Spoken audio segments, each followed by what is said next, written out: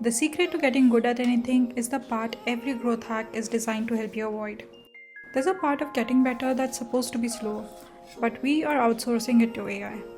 Dunning-Kruger talks about overestimating your competence, but in this case, it's not overestimating.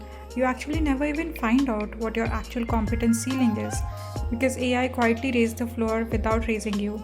So let's talk about how shortcuts are keeping you average, and let me take you through my day to explain it. Morning done, the day is one. Sunny dancing and everything's fine. A gentle breeze, the city's slow. I take a seat, let the moment flow. Okay, so here's where it starts. I'm trying to build the outline for this video, and I was trying to remember what I know about this topic from all the books that I've read. And I noticed something kind of embarrassing. I keep coming back to the same 3 or 4 books. It's not like these are the only good books out there, but it's just that these are the recent ones, and the learnings from these are really fresh in my mind.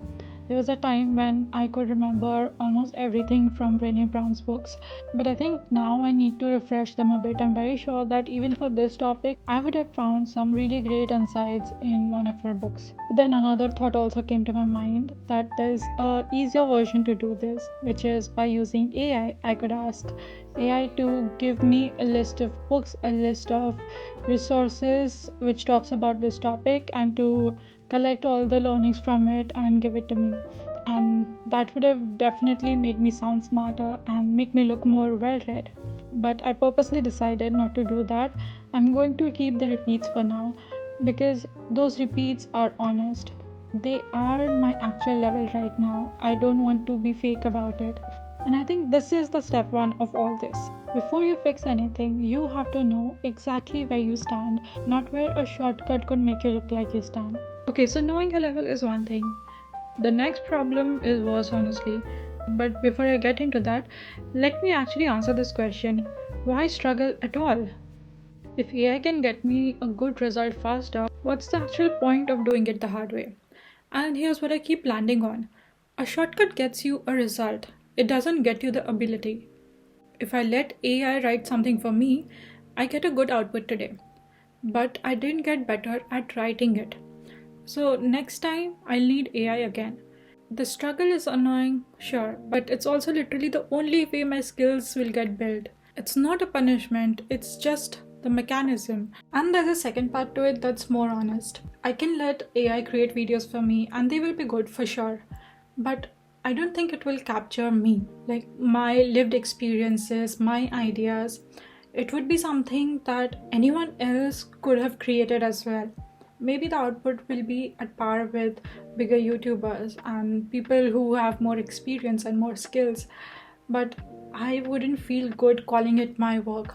I value my individuality and my uniqueness too much for that. So, staying in it isn't about being a hero about the hard way, it's the only thing that actually tells me anything. There's this idea that results lag efforts. You put in the work, but nothing happens for a while. You have no way of knowing if you're on the right path. And that gap, that quiet, uncomfortable middle, is exactly where most people quit.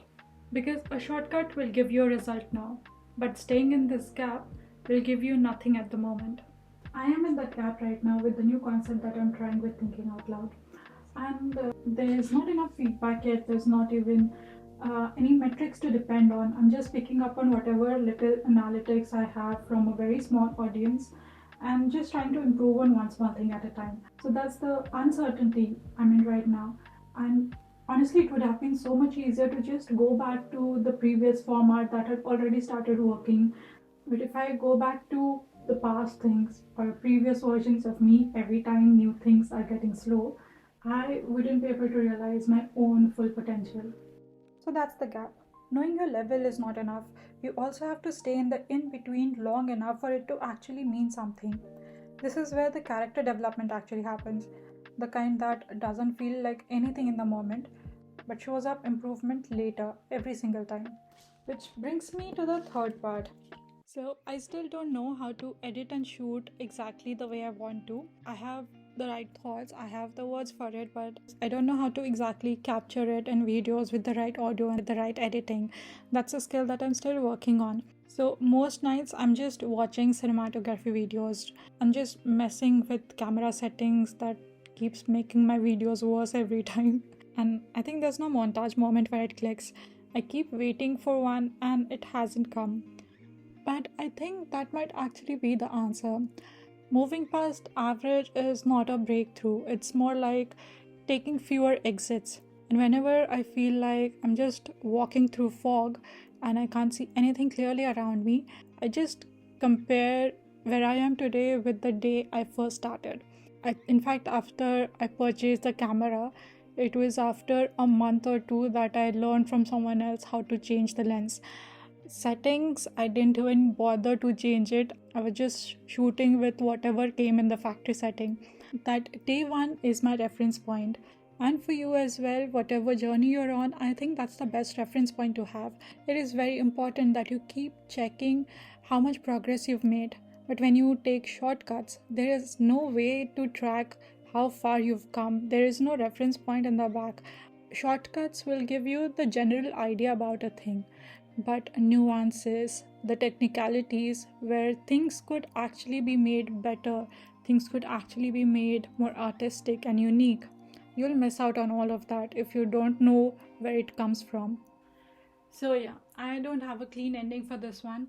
I'm still figuring out a lot of things about YouTube. I think I no longer think about, when it comes to my work at least, which direction is right or wrong. I have just taken the decision. I'm just going to see it through and make sure that I turn that decision into the right one. But on a more serious note, I would rather have something that is honest to me, which is my own output based on my abilities, than having something that can be artificially replicated again and again by someone else. Machine like responses, machine like outputs for anything is going to keep you average.